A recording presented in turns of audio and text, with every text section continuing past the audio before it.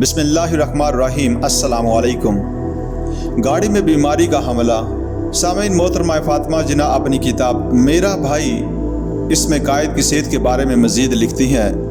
1935 के government of India act के तहत फरवरी 1937 में मुल्क भर में आम इंतखाबात करवाए जा रहे थे। मुस्लिम लीग पहली मरतबा अपने उम्मीदवार खड़े कर रही थी। इस मरहले पर मुस्लिम लीग ना तो पूरी तरह मुनज़्ज़म थी और ना इसका पैगाम मुसलमानों तक पूरी तरह पहुँचाया जा सका था।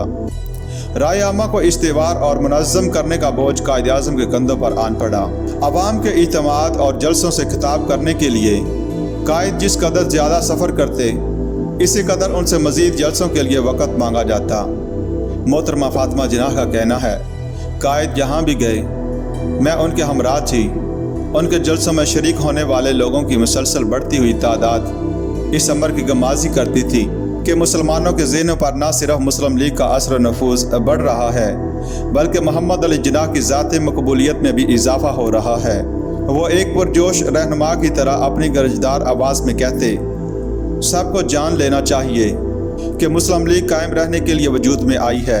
मुस्लिम लीग की बढ़ती हुई मकबूलियत को दरहम बरहम करने की तमाम कोशिशों के मुकद्दर में नाकामी लिख दी गई है। इस किस्म के उम्मीद अफजा अल्फाज के साथ जब वो अपनी तकरीर ख़त्म करते तो हजूम बे इख्तियार नारे लगाता, मुस्लिम लीग जिंदाबाद, कायद-ए-आज़म जिंदाबाद। 1940 में जब से मुस्लिम लीग ने लाहौर में अपनी करारदाद मंजूर की थी, जो करारदाद पाकिस्तान के नाम से मारूफ हुई, तब से काम की ज़्यादती के बायस कायद अपनी गिरती हुई सेहत का भी ख्याल न रखते। उनकी वाहिद कुव्वत इनके मुंतशिर और गैर मुनज़्ज़म पैरोकार थे। एक सियासतदान को अपनी जदोजहद के दौरान बेपनाह सफ़र करना पड़ता है, तवील और तकलीफ़दा हालात में सख्त मेहनत करना पड़ती है, और ये अमूर कायद की सेहत पर बहुत गरां गुजरते थे। मगर उन्होंने इन सब मसाइल और मुश्किलात को कंधा पेशानी से बर्दाश्त किया। 5 फुट 10.5 इंच कद के साथ उनका मामूल का वज़न 112 पाउंड था, मगर अब वो एक औंस करके अपना वज़न खो रहे थे। वो अपनी सेहत और दीगर ज़ाती मामलात से कितनी बेनियाज़ हो चुके थे। वो नहीं चाहते थे कि निजी मामलात उनके काम में हायल हों। मैंने एक बार उन्हें दलाइल से और इल्तिजाओं के ज़रिए कायल करने की कोशिश की कि वो काबिल डॉक्टरों से मशवरा करें और अपनी सेहत की जानब तवज्जो दें, मगर उनकी मजबूत कुव्वत इरादी के समंदर के सामने बंद बांधने में कामयाब ना हो सकी। मोहतरमा फातिमा जिन्ना लिखती हैं कि कई रोज़ से इन्हें बुखार आ रहा था। इसके बावजूद हम अवाइल नवंबर 1940 में असम्बली के इजलास में शिरकत करने के लिए बम्बई से दिल्ली रवाना हुए। कायद रात का खाना खा चुके थे और ट्रेन तारों भरे साफ शफाफ आसमान के नीचे तेज़ी के साथ दिल्ली की तरफ रवाना थी। भाई बिस्तर में लेटे हुए थे कि अचानक ज़ोर से चिल्ला उठे, जैसे किसी ने लोहे के सुर्ख देखते हुए टुकड़े से उनका जिस्म दाग दिया हो। मैं लपक कर इनके पास पहुंची और इस तरह बिलबिला उठने की वजह दरियाफ्त की। दर्द की शिद्दत ने उनकी कुव्वत गोयाई सल्ब कर ली थी। कुछ कहने के बजाय उन्होंने उंगली से रीढ़ की हड्डी के नीचे दाएं जानब इशारा किया। जाहिर है कि दर्द नाकाबिले बर्दाश्त था, और यह भी वाज़ेह था कि चलती हुई ट्रेन में इन्हें इतनी इमदाद नहीं मिल सकती। मैंने दर्द कम करने के ख्याल से भाई के जिस्म के मुतासरा हिस्से को आहिस्ता आहिस्ता मलना शुरू किया, मगर ऐसा करने से उनकी तकलीफ़ में और भी इजाफा हो गया। मायूस होकर मैंने ये कोशिश तर्क कर दी।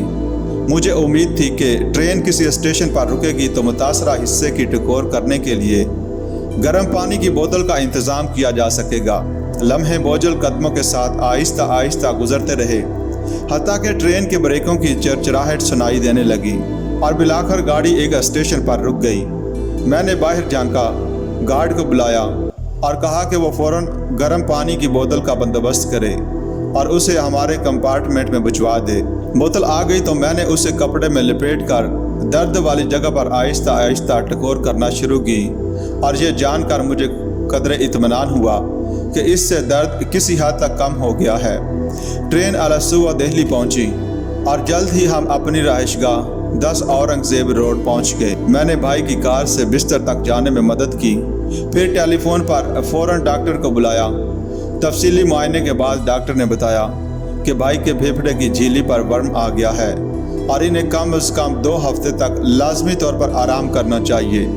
जो ही डॉक्टर गया, भाई ने मुझसे कहा, किस कदर बदकिस्मती की बात है, असम्बली का ये इजलास बहुत अहम है, मेरी वहाँ मौजूदगी नहायत ज़रूरी है और एक मैं हूँ कि बिस्तर में जबरी आराम का पाबंद कर दिया गया हूँ।